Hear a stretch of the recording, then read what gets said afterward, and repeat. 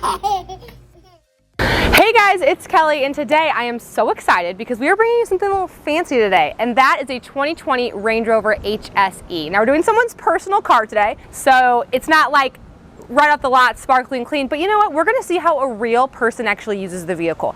I am very excited to get into this car today because first of all, she is beautiful, but we already know that. So what I wanna know is how it fits the car seats, how it fits the stroller, and how it just works for like a mom going about her everyday life. If this is your first time joining me, hey, I'm Kelly and I'm the car mom. I review cars for moms and for families. Please give this video a thumbs up, comment below about which car I should tour next. Oh, and please subscribe to my channel because you're not gonna wanna miss any of my videos. All right, let's get started.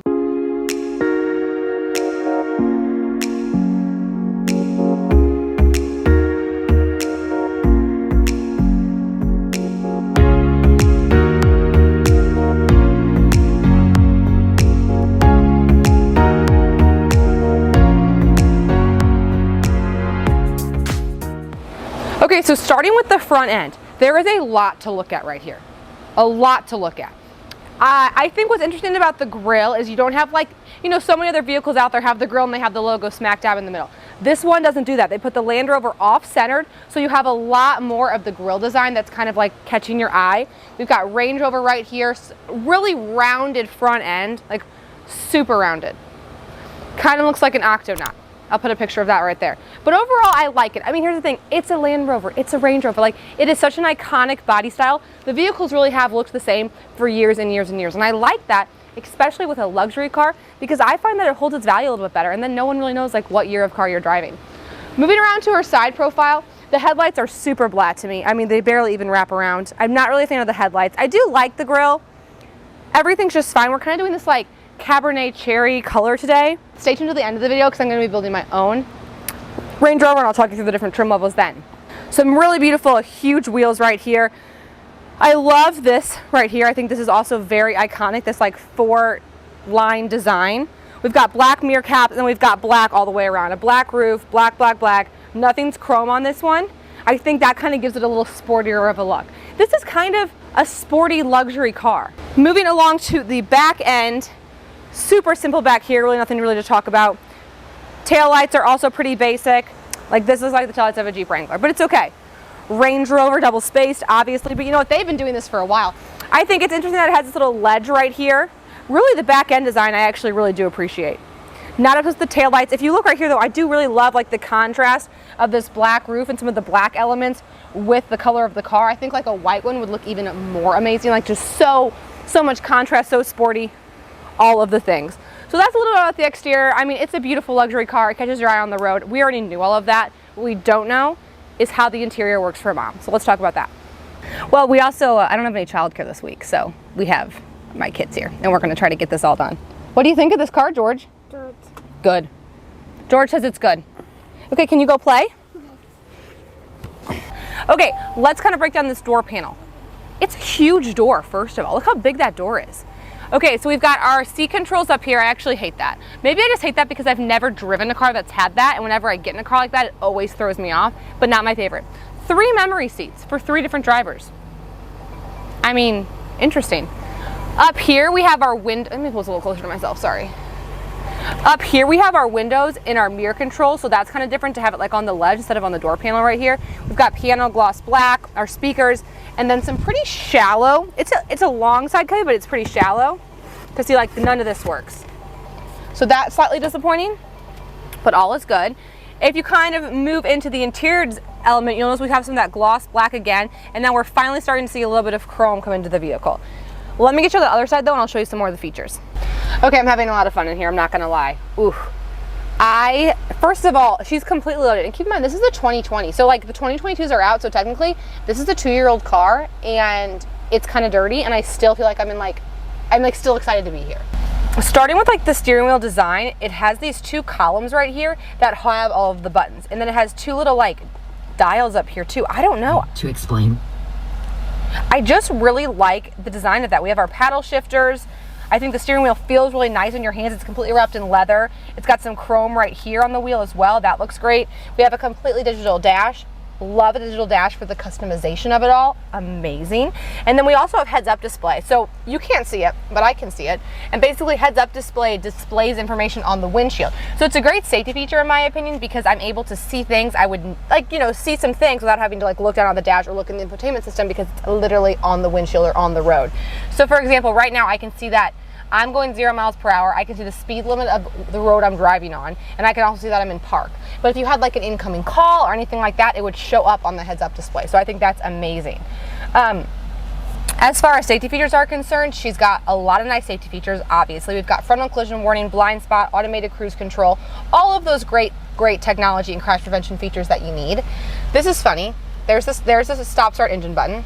Like, it's just kind of hidden, tucked away, if you will, kind of has its own moment. But then what they did, what was nice, is they gave her a sister, and they put her sister there. So the top one unlocks this, which is some storage, and then the bottom one drops the glove box. So that's very nice. Excited about that. We've got some great vents in here. They're actually pretty big for the size of the car, and I know that sounds crazy, but like, I need good ventilation in my life. Like, that's just something that I need. So I'm excited about that. Infotainment system. Whoa. Holy whoa. Screens, screens, screens. Slightly stressed out. Okay, so this is our infotainment system, our navigation, our media, our Bluetooth. This is all right here. Down here, we have everything from like our climate control to our seat controls to information about the vehicle. So they're separate. I kind of prefer some of these features to be buttons, but it looks pretty user-friendly, honestly, because, okay, here are the knobs for temperature. Okay, here's the volume knob. I always want to make sure I can find that. Oh my gosh, massaging seats. Oh wow, look at this. You hit massage and then you put the level of massage you want on. And like, how cute's the seafoam green? Like, that's something new and fresh and fun. I'm kind of liking that color. Like, here's the thing about massaging seats. Is it a deep tissue? No. Is it like keeping my body awake if I was on a long road trip? Yes. These headrests are insane. They're so comfy. Not that I would be like needing that. The seats are really comfy. I love that. One thing that's interesting though is I have heated seats and a heated steering wheel, but I don't have ventilated seats. But I have massaging seats. So like, that's just kind of like an interesting factoid. Oh gosh, this is cool. So you have this, and then you could be like, oh, I can't see. It's like, it has another one. Isn't that kind of fun? I haven't seen that in many cars, and that's such an easy thing to do. We've gotten some nice lights. Oh my gosh. Okay, loving the panoramic sunroof that's in this car. I think it is so beautiful. It's so wide. And you're gonna die when you see what's in the back seat. You're gonna be so excited. But some things I like to talk about is like just like the mom bun clearance of it all. And like, I'm 6 feet tall. And like with a mom bun, like, I'm still comfortable. I'm sorry, I'm feeling myself in this car right now. Let's talk about, oh, cup holders, obviously. Okay, 2 cup holders up here, plus a phone holder. Love a phone holder. You know what I love? A phone holder. Another cup holder. And here we have, I honestly have no idea what this is. Because like, I don't even know what you could put there. Okay, you can put a phone there, but I don't know why you would. But it said, so something shallow. And then if you go in here again, it brings you to a cool box. So it's a very small center console, which I don't love because I would like to be able to keep some more things in it. But breast milk, pumping moms, paying attention, some cool down waters. I don't know, I could see a time and a place for it. Really, do you want to know what I would love if I was designing the car? And I think the Volvo does this. I would put a cool box in the glove box and give me a big center console. Like, I love the concept. I just hate losing that much real estate because when they make it a cool box, the center console is so much smaller. So, I've talked a lot. I've had a lot of fun. Let's get to the second row. Guys, I'm having a lot of fun back here. So here's a shot of me in the second row of this Land Rover Range Rover. Now, great knee clearance. I mean, great knee clearance. This is so strange to me. She's kind of lame, but look at this thing. You know what this is? This is a Land Rover purse holder. Exciting stuff. Okay, if I look over here, what does this big button do? Oh, those are my lights. Oh. Look at that, I have different options. My window. I have all the things. I can recline my seats from back here too. This will tell me if there's a car behind me, or like if there's a car coming up before I like open up the door, whoa. A really nice size side cubby actually for a second row of a vehicle. And this is quite possibly the most exciting thing I've ever seen. Ceiling vents. I've never, ever, ever found a 5-passenger car with ceiling vents until today. Didn't think they existed. That is exciting. Why do I like ceiling vents? Because if you have rear-facing kids, this doesn't do it. They don't get any airflow. Wow. Inspired. Car seats better fit because I'm loving this car right now. Okay. More vents right here. I've got 2 USBs and I have an outlet. Wow. This is so fun. Okay, I have 2 more cup holders right here. I'm having fun. Okay, let's put car seats in. Before we get too excited, let's make sure car seats can fit. Okay, so let's talk about the car seat setup. I brought quite a few props to kind of give you an idea of the spacing and the functionality of this car. So I brought a Graco extended fit installed forward facing and a Kleck Ling installed rear facing. I installed the Graco with the seatbelt, the Kleck with the lower anchors, and as far as the hardware is concerned, you have lower anchors in either outbound seat and then you have tether anchors across the bench. You expect that. It's a 5-passenger car, you expect it to fit 2 car seats. What I want to know is, can I fit in between the 2 car seats? Because I think, especially for mothers of 2 children, they might want the option to be able to sit back there in between their children, especially if their kids are young. So I'm going to climb around here. I also like that I have so much clearance right here that, like, I think as an adult I can get around this car seat and get in the middle seat. So let me try that. Oofed. Okay. I'm gonna say it works. Am I like amazingly comfortable? Of course not. Is it working though? 100%. And that is pretty exciting. I mean, to be able to sit between 2 big car seats, that's awesome. As far as the Kleck Ling is concerned, you can see we don't have quite the clearance that we have with a forward-facing car seat, obviously. I have this seat set for myself at about 6 feet tall. I have clearance, and in the Kleck Ling, you drive with the bar up, so I'm good to go like this. I don't have like a ton of room. So if you're a much taller driver than 6 feet, just think about who would sit here. You could also try to install that seat in the middle. Yeah, I mean, if you have any questions about your specific car seat setup, I highly suggest you contact the Certified Child Passenger Safety Tech, because car seats are just, everyone's situation is a little bit different. So overall though, I'm impressed with the space. Let's get to that trunk. Okay, so let's talk about the trunk. So lots to break down here. First of all, I forgot my stroller. So sorry. But it's a great size trunk. Like, obviously a stroller is gonna fit. You can also, did you know you can lower and raise the car?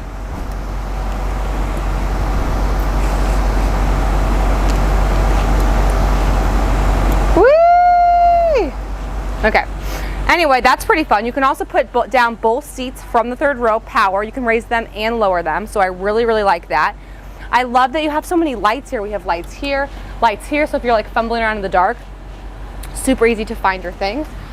We have an outlet, and we have a privacy cover. That's a hardtop. I'm impressed with all of the equipment. Oh, this is my favorite part. I didn't even show you. What was I thinking? This is called the watermelon catcher. Here's what the watermelon catcher does. You're shopping, catches your watermelon. So when you go and open up your trunk, it doesn't like fly down the neighborhood street. Love this. And then you just hit this button to unload it, or to lower it. So I think that's great. And I love that it does it like that. I love that it doesn't automatically. That is such a good convenience. Okay, so that is going to wrap up my Land Rover Range Rover tour. I so hope you guys enjoyed this video. I was blown away by all of the fun, like, comforts and convenient features that were in this car. Thank you so much for watching. I'll talk to you next time. All right, let's build my very own 2021 Range Rover. Okay, so first off, it does break it out pretty nicely between like the key features and then some of the standard features. As far as my body styles were concerned, I guess I could go back to that. You can choose from the standard wheelbase or the long wheelbase. I like the standard wheelbase, especially because I don't like that price jump. That you're then able to choose from your different engine sizes if you want to do the 6-cylinder or go up. I am going to like just keep it because I'm not much of a performance driver, and I actually think they drive pretty great as is. Okay, scrolling down here. Yeah, so I'm just selecting this one, I guess. Oh, this is a little clunky right here. Hello. Okay, now I can pick my different color options. So I did this red one, actually hated it. I didn't hate it, but it just wasn't for me. I'm loving the navy. I'm also kind of liking this like grayish blue. And then you can do some upgraded paint colors. I almost like this one. Don't you just think this is kind of an iconic color? But oh my gosh, no thank you for $4,500 extra dollars. I'm going to keep it simple. I'm going to go with this one. Or do I do white? I'm going to go with this one. Okay, and then for my interior options, I have a few different color combinations. You know, this lighter color is a little bit anxiety producing, especially with children, but I do appreciate that it has black floor mats and some black parts on the dash, because I think that will definitely help. But I'm actually just gonna stick with the black on black. If I head down to options, now here's where I can add some additional things. So what's interesting is like some of the things that don't come standard on this $90,000 car. Like for example, a surround view camera and park assist. So like, yeah, I'm obviously gonna need to add that because I feel like those are just like some safety features that I don't want to live without. I'm also gonna add this high speed emergency braking because I just don't really like to oh, I can get one or the other, I see. Okay, so if I get this, I get all of this. I understand. Okay, I am going to go ahead and get all of that for $4,000. Entertainment package, I'm not going to get. Towing package, I'm not going to get, but obviously you can see it's an option. I mean, this, like, little hanger. Like, are you literally getting? No, thanks. I think that's going to wrap it up because these are just all, like, mats and things like that. So that would bring my 2021 Range Rover to an MSRP of $103,000. Dang. It's expensive.